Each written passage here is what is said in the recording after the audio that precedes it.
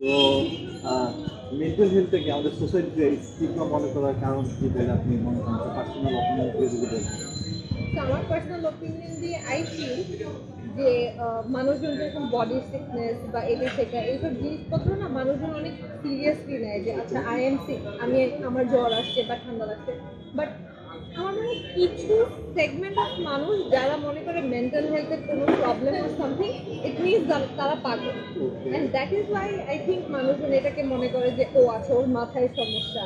And ওদেরকে কেন যেন একটু অন্যভাবে দেখা হয়, that's what I feel like. And moreover যারা অনেক সিনিয়র সিটিজেন, ওদেরও দোষ দিয়ে লাভ নেই, ওরা হয়তো লাইফে অনেক স্ট্রাগলস করে আসছে। অ্যান্ড দ্যাটস ওয়াই ওদের কাছে একটা মেন্টাল হেলথ অ্যান্ড অল হয়তো অনেক ফালতু লাগে। বাট ওভার টাইম যারা আমরা হয়েছে, আমাদের লাইফস্টাইল আর ডিফারেন্ট, আমাদের কাছে জিনিসটা সিরিয়াস হতে পারে, ওদের কাছে জিনিসটা সিরিয়াস না। তো কিছু সেক্টর মানুষজনের জন্যই অ্যাকচুয়ালি জিনিসটা পুরো সোসাইটিতে ছড়াচ্ছে। That's what I feel. মানে সবাই যে মেন্টাল হেলথটাকে স্টিগমা মনে জিনিসটা তারা অ্যাটেন্ড অন্যদের প্রেশারেও হচ্ছে যে মানুষজন এটাতে প্রেশারাইজ হয়ে মনে করে যে oh this is not normal. If you allow me, then I'll ask next question. Yeah.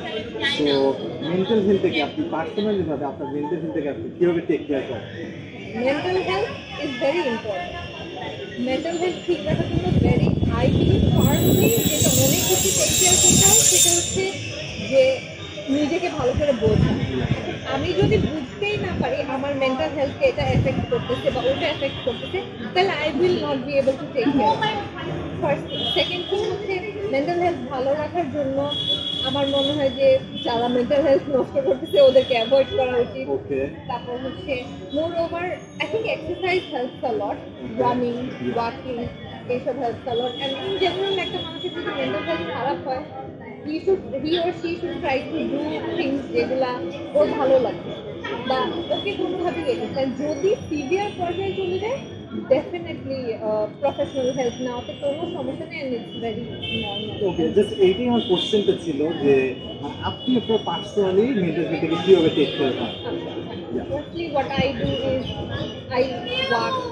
I go to a walk or go for a run. That's something I do. আমার মনে হয় আমার পার্সোনালি গান শুনতে অনেক ভালো লাগে। আমি গান শুনি যখন আমার ভালো লাগে না। অ্যান্ড অনেকে চিন্তা করে যে আমার মেন্টাল হেলথ বা আমার এখন মেন্টাল হেলথটা ভালো যাচ্ছে না, I should suppress my. I don't do that. I am a very expressive person. আমার যেটা যখন মনে হয় আমি সেটা তখনই বলি।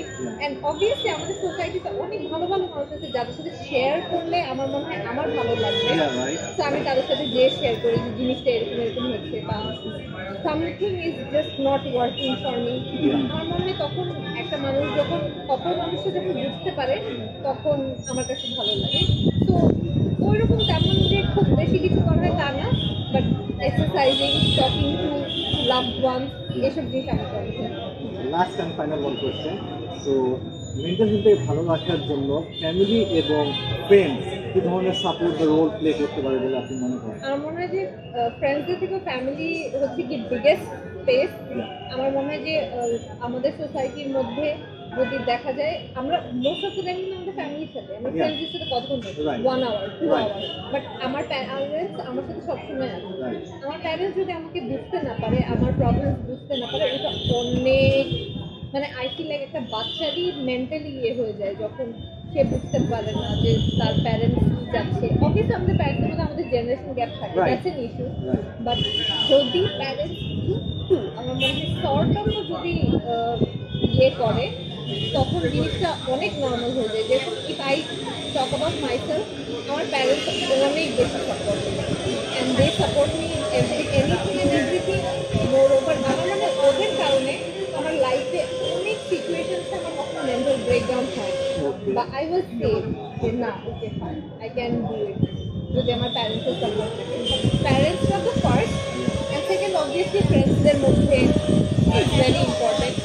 এখন আমার ফ্রেন্ডসরা আমার সার্কেলেই যদি আমাকে না বুঝে, আমার মনে হয় ওই সার্কেলে আমার মেশা তো এই দুইটা পার্টি সবচেয়ে ইম্পর্টেন্ট। বাট আমার মনে হয় ফ্যামিলির মানুষজন যদি আর একটু কোঅপারেটিভ হয়, আমাদের প্যারেন্টস যদি একটু ওদের স্টিগমা থেকে বাইর হয়ে আসে যে আচ্ছা আমার বাচ্চা সাফার করতেছে আর সামথিং, তাহলে I think this will be a great change for the society.